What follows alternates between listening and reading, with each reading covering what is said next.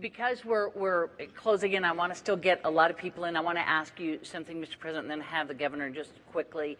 Your Secretary of State, as I'm sure you know, has said that she takes full responsibility for the attack on the diplomatic mission in Benghazi. Does the buck stop with your Secretary of State as far as what went on here? No. Secretary Clinton has done an extraordinary job, but she works for me. I'm the president, and I'm always responsible.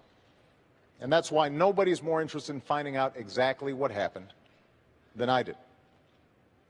The day after the attack, Governor, I stood in the Rose Garden and I told the American people and the world that we were going to find out exactly what happened, that this was an act of terror, and I also said that we're going to hunt down those who committed this crime.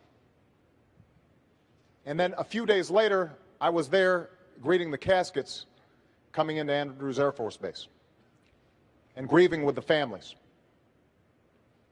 And the suggestion that anybody in my team, whether the Secretary of State, our UN ambassador, anybody on my team would play politics or mislead when we've lost 4 of our own, Governor, is offensive. That's not what we do. That's not what I do as president. That's not what I do as Commander-in-Chief. Governor, if you want to reply quickly to this, please. I certainly do. I think it's interesting. The president just said something which is that on the day after the attack, he went in the Rose Garden and said that this was an act of terror. That's what I said. You said in the Rose Garden, the day after the attack, it was an act of terror. It was not a spontaneous demonstration. Is that what you're saying? Please proceed, Governor. I want to make sure we get that for the record, because it took the president 14 days before he called the attack in Benghazi an act of terror. Get the transcript. He did, in fact, sir. So let me call it an act of terror. Can you say that a little louder, Candy? He did call it an act of terror. It did as well take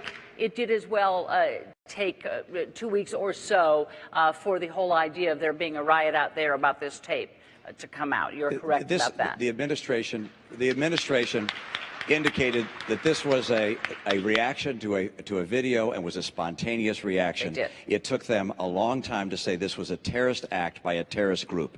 And to suggest, am I incorrect in that regard? On Sunday, your secretary, the ambassador of the United Nations went on the Sunday television shows and spoke about how this was a spontaneous reaction. I'm happy to have a longer conversation about foreign policy. Absolutely, but I want to move you on.